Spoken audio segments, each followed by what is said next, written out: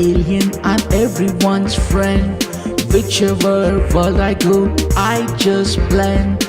All languages I speak, no doubt I'm so unique. I listen to their stories, I share some of mine. And when I gain some knowledge, my antenna shines. I am an alien, I'm everyone's friend. The Bat and the Two Weasels.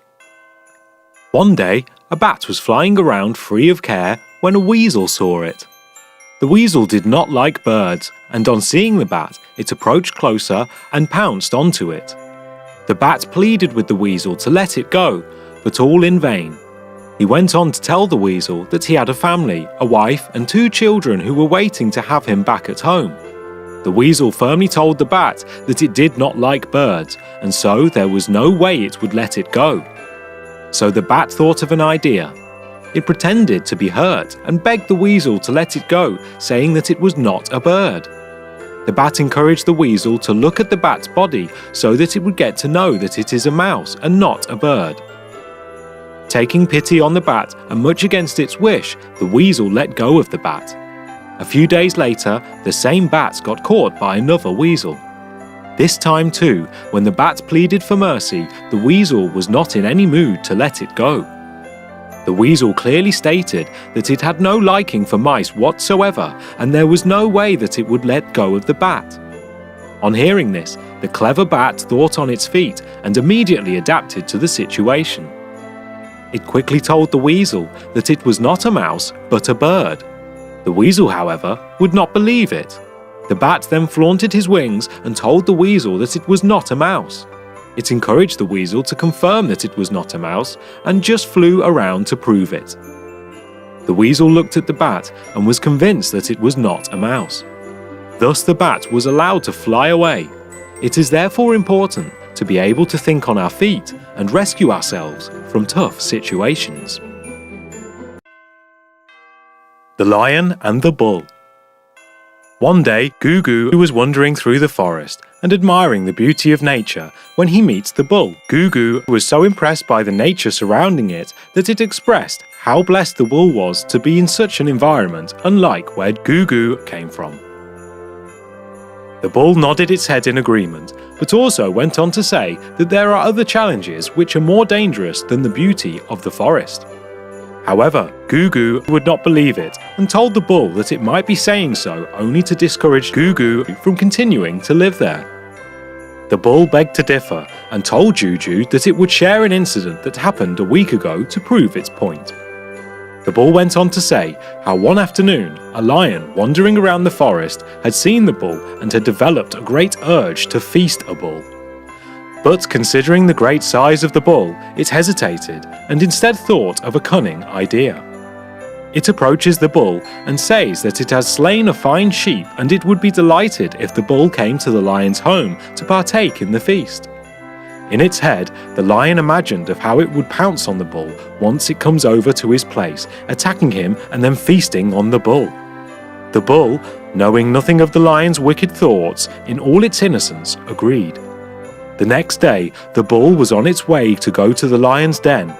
When it was close to approaching the lion's den, it saw huge pits and giant cauldrons around it, but nowhere sensed any sign of a sheep whatsoever.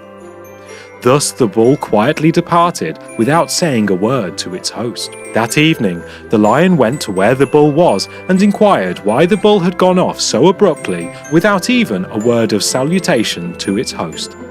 It went on to ask if the lion had given the bull any cause for offence.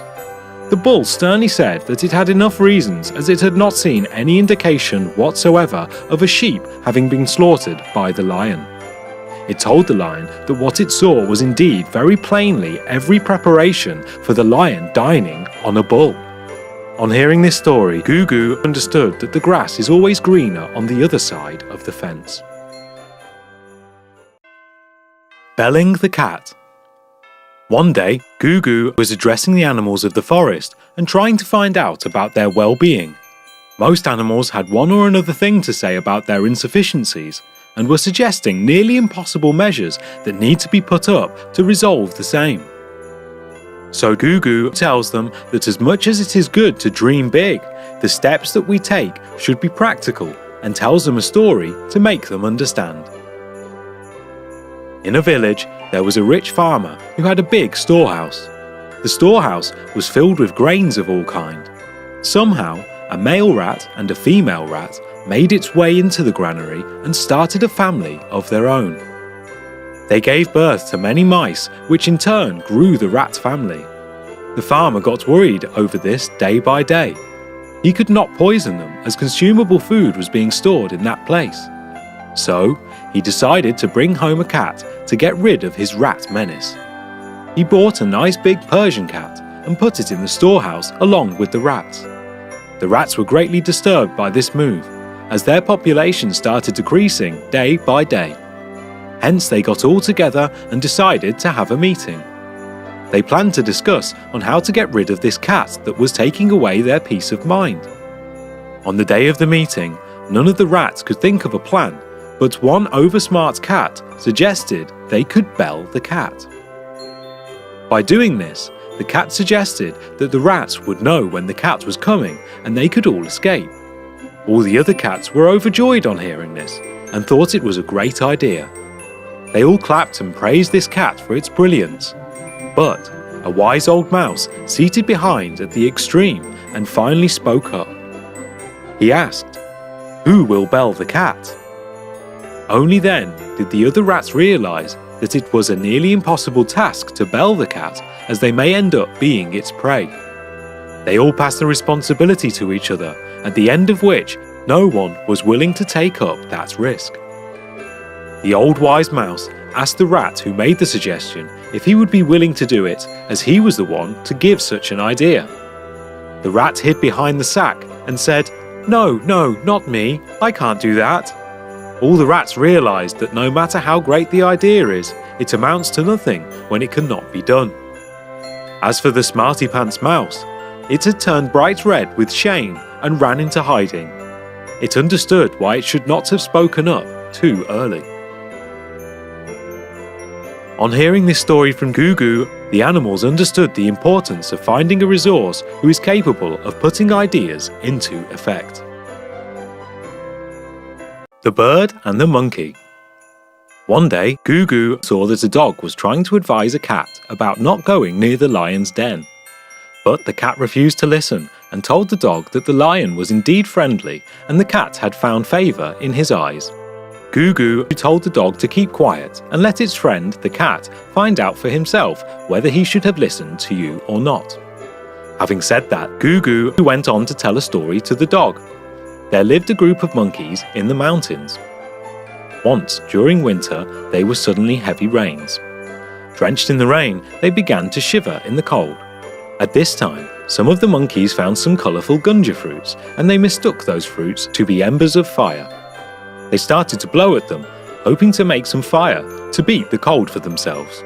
A bird on a nearby tree was watching the monkeys from above. The bird knew that it was a gunja fruit and not embers of fire. Looking at the vain attempts the monkeys were busy with, it thought of advising them against it. The bird told the monkeys that they were fooling themselves and wasting their time blowing some gunja fruit, thinking it is embers of fire while it is not. It told them that they could never make any fire out of them. It advised them that they were totally wasting their time, as the fruits would never help them to protect themselves against the cold. The bird told the monkeys to instead go and find some shelter for themselves. It told them that they might as well find a cave or a burrow where they will be protected from the rains and the cold winds. The monkey did not seem to like the bird's advice. One of the old monkeys even screamed at it, asked it to mind its own business without interfering in their task. But the bird was not willing to listen. It did not heed what Old Monkey had told and flew down from the tree and persisted that the monkeys stop what they were doing. The monkeys ignored this chatter, but the bird refused to stop. In an effort to convince the monkeys, the bird came close to explain that their efforts were useless. Already frustrated by their vain efforts, the monkeys became furious.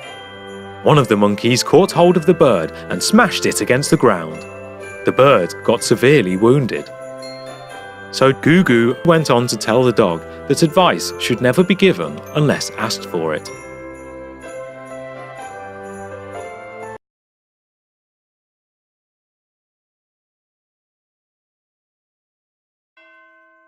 The Cage Bird and the Bat. Gugu was passing by a village when it heard a parrot continuously say, "Precautions are useless after the crisis." Gugu got very curious to know what the parrot was referring to and went close to inquire what that meant. The parrot went on to say how it sang very well, was confined in a cage which hung outside the window of a house. There was a bat also which lived in the same house. One night, when everyone was sleeping, the bat heard someone singing sweetly. It felt that it was a very sweet voice and went out to see who was singing so well. Even as he wondered where that voice was coming from, he spotted the parrot singing inside the cage. He was pleasantly surprised to know that it was the parrot who was singing so melodiously. It flew closer to the cage and told the parrot that it had a very sweet voice and it sang really well. The parrot was very happy to hear that. Then the bat said that it would get a fruit as a present for singing so well and went its way. It came back the next morning with a fruit in its mouth for the parrot. The parrot thanked the bat for the gift. Night came, and again the parrot started to sing. Again, here comes a sweet melody from my sweet friend, thought the bat. It went up to the parrot and said, "Hi, sweetie. You have started to sing again. I love your singing, but why don't you sing in the morning?" To this, the parrot replied that it does not like to sing in the morning. The bat was surprised to hear that and wanted to know the reason behind it. So it asked the parrot as to why it does not sing in the morning. The parrot said that it was a big story. Bat got more curious and wanted to know the reason and asked the parrot to narrate it. The parrot narrated how one day when she was sitting on a tree in the woods and singing to herself, a hunter had heard it and caught it. She recollected how she was thoroughly involved in singing that she had forgotten her surroundings and did not notice the hunter aiming towards her. She told the bat how from there the hunter had sold it to the man who now owned her and had put her in a cage. The bat laughed at this and told the parrot that it no longer makes a difference as it was already caged. That is when the parrot also realized it and decided to sing in morning too from the next day. Gugu understood why the parrot had enough reason to be saying what it was.